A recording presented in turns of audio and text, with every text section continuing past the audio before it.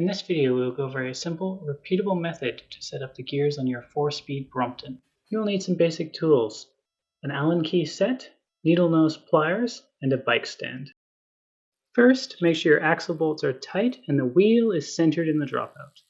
Next, with the bike in the stand, shift the bike into the highest gear, the smallest cog. Locate the cable fixing bolt under the front of the derailleur and loosen it one full turn.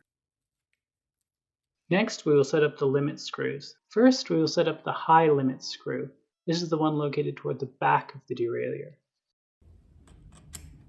Pedal the bike. The chain should sit comfortably in the smallest cog.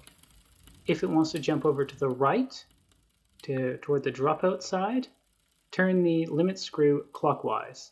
If it isn't quite sitting in the gear and looks like it wants to shift into the next biggest cog, turn the limit screw anti-clockwise. When this is correctly adjusted, the chain should sit comfortably in the cog, and if you push the derailleur into the next largest cog, it should fall back smoothly and quickly. Next, we want to turn the barrel adjuster as far as it will go clockwise, and then one full turn anti-clockwise. Now we will set the cable tension. Grab the end of the gear cable with your needle nose pliers and pull it firmly. At the same time, tighten the cable fixing bolt. Now we should be able to shift through the gears. If the chain is having a hard time going from a small to a large cog, tighten the cable, so that is, turn the barrel adjuster anti-clockwise.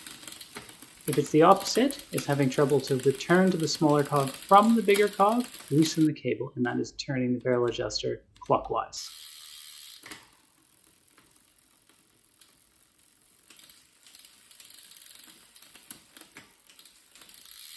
Now we will set the low limit screw. Shift the bike into the largest cog and gently push on the derailleur while pedaling. If it tries to jump over top of that cog toward the wheel, turn the limit screw clockwise.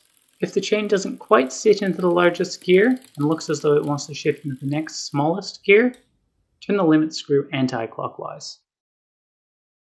At this point, your shifting is all set up and ready to go. Shift through the entire gear range once and make sure that it stays adjusted, and then take the bike out for a spin. At this point, any other gear adjustments should be a simple cable tension issue.